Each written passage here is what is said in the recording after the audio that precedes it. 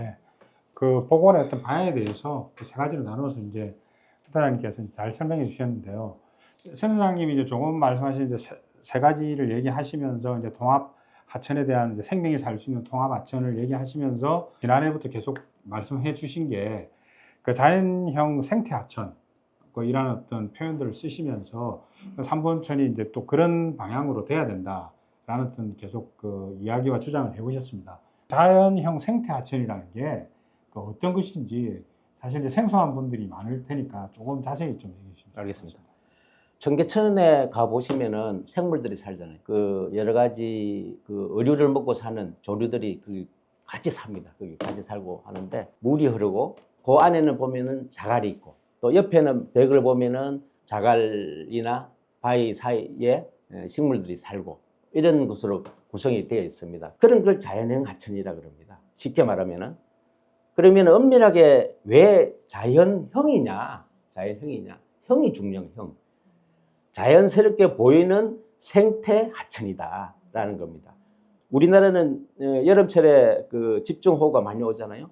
그것이 요새는 그 기후변화로 심해가지고 극한호우로도 이야기를 합니다. 그런 때에는 이 하천이 쓸려 내려가고 또 세굴되고 해서 떠내려가 버리는 거, 식물들이나 이런 것들이 생물들이 사는 그 이면을 보면은 하천에서 바위가 이제 붙어 있고 그다음에 식물이 사는 것을 보면 그 안을 보면은 다 고정하는 시스템이 되어 있습니다.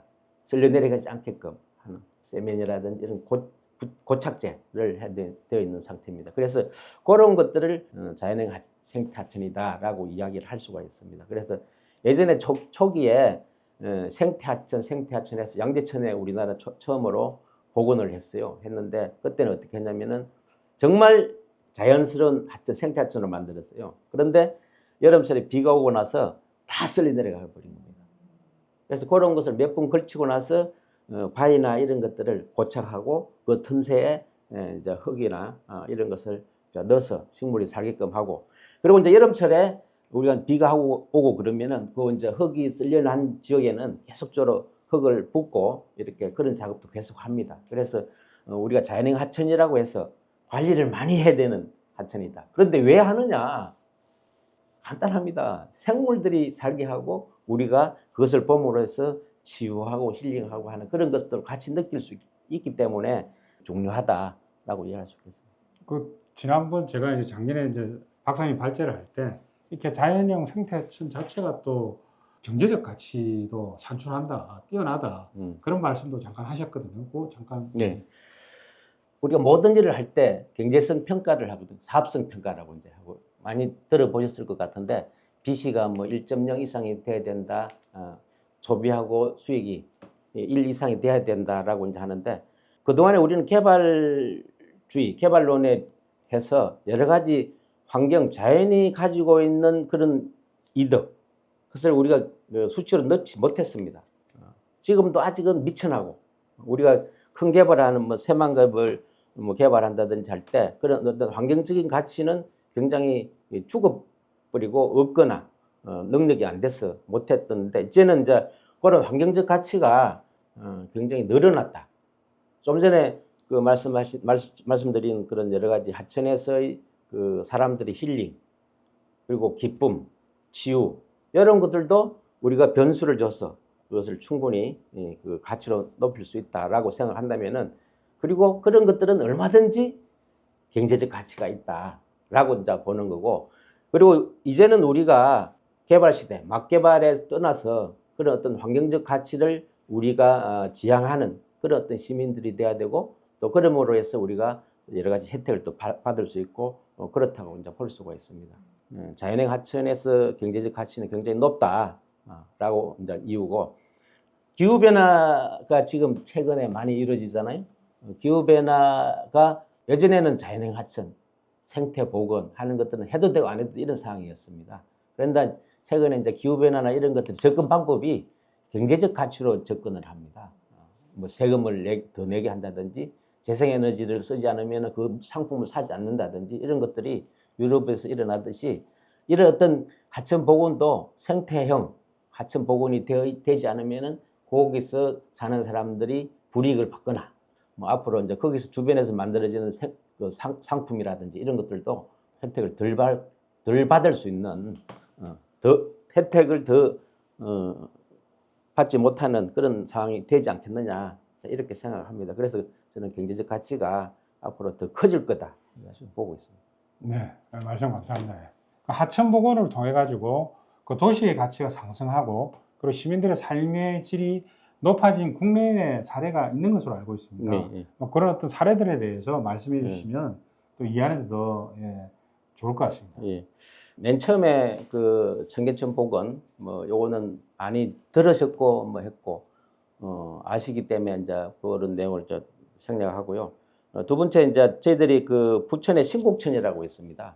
부천의 신곡천은 많은 분들이 답사도 하시고 작년에 답사도 했는데 여기는 약 800m, 900m 정도. 여기 3본천 1044m 보다는 조금 작습니다. 그런데 여기 한 400억을 들여서 이것을 복원을 했습니다. 당초에 여기는 그 덮어가지고 복개를 해서 차가 다니고 또 그 주차장으로 활용하고 그랬는데 이것을 복원을 해서 지금은 의류도 살고 그 다음에 여러 가지 생물도 살고 시민들이 특히 좋아해서 주말에는 300~400명 정도 이용을 하고 뭐 이런 어떤 곳이 되어 있습니다. 아주 3본천하고 비슷한 형태입니다. 이런 것도 있고요. 또 이제 일본 같은 경우는 그 기타 큐슈에 강의 하나 있는데 거기도 이제 애들 답사를 우리가 이제 몇몇 분하고는 갔었는데 하천의 하류 부분인데 일본이 여러 가지 전쟁 시대나 이런 그 시대를 겪으면서 공장이 굉장히 많습니다. 하천 주변에 공장이 많은데 이런 공장지대의 하류 부분에서 물이 굉장히 어두운 거예요. 검은 거예요. 그래서 이제 그 한 초등학생이 이 왜 이리 물이 검냐? 그 안에 그 물을 좀 볼 수 있지 않겠느냐? 이 검은 물들이 어떤 상태인가? 그래서 그 초등학생이 그것을 시장한테 그 건의를 했어요. 건의를 했고 그 시장이 그것을 받아가지고 지하에다 유리관을 만들었어요.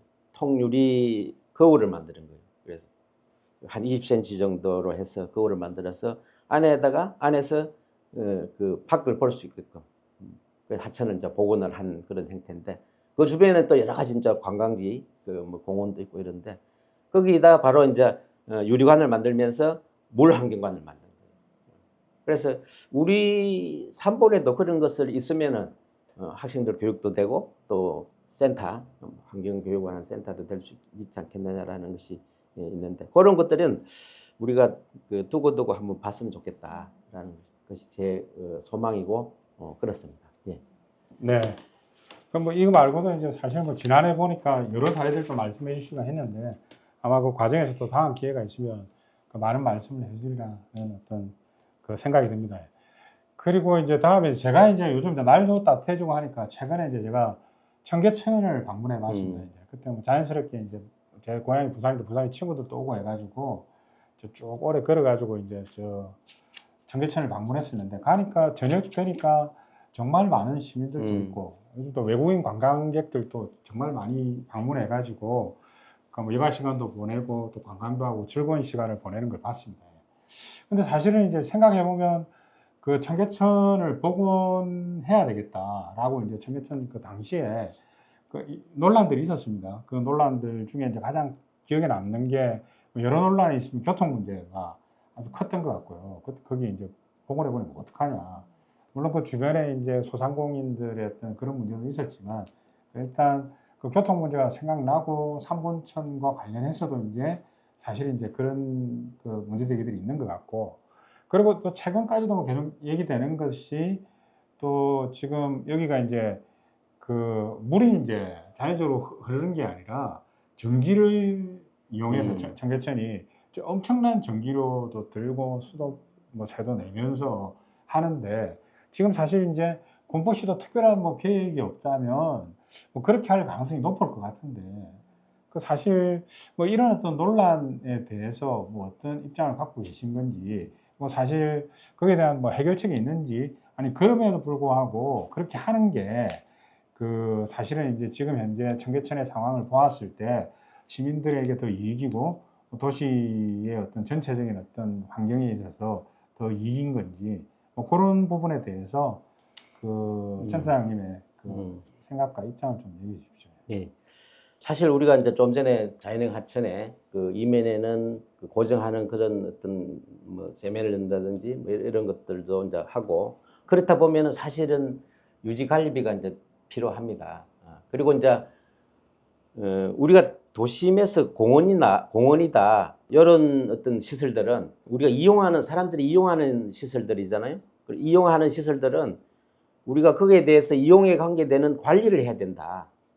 그런 현상을 보기 위해서 관리를 해야 된다. 거기는 필히 돈이 들어간다는 거죠. 그 청계천 같은 경우에는 4만 톤 하루에 뭐 정확한 수치는 뭐 계산해 봐야 되겠지만 4만 톤 정도 들고 유지 관리비가 한 18억 1년에 그 정도 됩니다. 부천의 신곡천 같은 경우는 1년에 한 3억 정도 유지 관리비가 됩니다. 보통 우리나라의 개발 그 정책들을 보면은 시설은 만들어 놓고 관리 운영비가 없어요. 그런데 이제 앞으로 우리는 개발할 거리가 없어집니다. 집도 다 지어지고 하천도 다 복원해주고 개발 거리가 없어요. 그래서 앞으로는 그런 어떤 그 유지 관리비가 많이 늘어나야 된다. 그래야 우리가 그 안에서 살고 있는 사람들을 그 만들어 놓은 그 형태로 좀 더 활용하고 또 그 계속적으로 좋게 유지하기 위해서 되는 상황이다. 그래서 유지 관리에 들어가는 비용은 필히 있어야 된다. 그리고 물 같은 경우에도 우리가 3번째 보급만 해놓고 물이 없어도 돼요. 그러면은 그걸 물이 있는 하천을 보는 거하고 물이 없는 하천을 보는 거하고 다르다는 거죠. 우리가 사람 느끼는 또 힐링하는 그런 거이기 때문에 그런 사람들의 그 여러 가지 그 복지, 생명의 복지, 그 다음에 그 하천 복원의 복지 이런 것을 하려면은 유지용수를 넣어야 된다. 그리고 물을 3번천 같은 경우에는 수리산에서 담수, 소규모의 저수지를 만들어서 흘러내리는 것. 그리고 그 소규모의 저수지는 사람들이 또 이용할 수 있고. 그 다음에 또 이제 수리산은 그 3번의 그 여러 가지 순환도로, 수원강 광명고속도로 이렇게 하면서 수명이 다 혼돈이 돼버렸어요. 저도 이제 그 대암리가 아니라 그 속달동에 사는데 거기에 예전에는 그 마을에 우물이 5군데가 있었다는데 한 군데 없는 거예요. 다 저기 지하 그 도로로 끊어져 버린 거예요. 그와 마찬가지로 그 물도 끊어진 물들이 또 여기 3번천 복원하는 데를 보니까 일부는 나오는 거예요. 그쪽으로. 그래서 그런 물들 그리고 나머지 또 안 된다면은 그 상수라든지 그 물을 끌어다가 써야 되는 부분이고 그렇다 보면 당연히 전기료 내야 되죠. 유지관리비 내야 된다. 그러나 3번천에 사는 사람들이 그 받는 혜택에 비하면 아주 미비하다라는 겁니다. 그래서 그런 부분은 우리가 이제 좋은 환경을 보고 느끼고 하기 위해서는 필히 들어가야 되는 부분이다. 그거 아까워가지고 못하면은 이 3번에 살지 말아야 된다. 네. 아니 이제 조금 전에 이제 말씀해 주셨는데, 네. 그러니까 제가 이제 그 선생님 말씀을 들어봐도, 그러니까 사실은 이제 우리가 이제 그냥 공원을 만들어 놔도 다 유지 관리 비용이 들지 않습니까? 어느 공원을 만들어 놔도 유지 관리 비용이 드는 건데, 우리가 이제 자연산을 만들어 놔도 이제 산불 나지 않기 위해서 이제 숯가꾸기를 하지 않습니까? 끊어내고. 그래서 이제 그런 돈은 이제 인간이 더불어서 사는데 반드시 들어가는 비용이다라는 어떤 생각이 잠깐 들었었고요.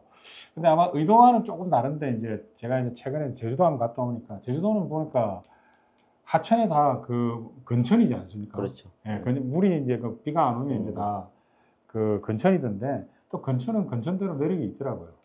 그것도 어느 근천이냐 또 다릅니다. 네. 그 제주도 같은 경우에는 일반 토지에서는 화석이 이제 많은데 하천에는 암석이 많아요. 암석도 기암괴석입니다. 암석 그 자체만 해도 볼거리예요. 그리고 그 암석이 지나는 조그마한 우물이 아니라 못은 담이라고 그러죠. 그런 데는 또 고사전설이 많아요. 그래서 그런 것을 엮어서도 거기는 볼 것이 있습니다. 네, 아. 네. 3번에 근천을 하시려면은 그런 것을 만들든지 물을 흘러내리는 것보다는 그런 시설을 만들어서 네. 해야 된다. 더 비용이 많이 든다. 그러니까 제가 농담 삼아 던지고.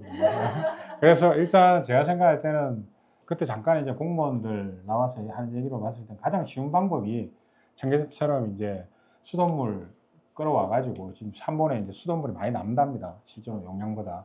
필요한 용량보다. 그래서 해서 이제 전기로 끌어서 돌리겠다라고 했는데 사실은 이제 좀 더 깊이 적극적으로 고민해야 되고 만약 공무원들의 어떤 기획과 계획에 뭐 그분들이 나빠서 그런 게 아니라 그분들은 이제 주어진 그 예산 속에서 이제 가장 빨리 편하게 안전성 있게 검증된 것들을 중심으로 하는 어떤 경향성이 있기 때문에 그런데 사실 이제 시민들이 우리는 어떤 식으로의 어떤 그 복원의 방향을 바란다는 것들을 적극적으로 제기하지 않으면 뭐 그냥 그렇게 흘러갈 가능성이 높지 않겠나라는 생각이 들기도 했습니다.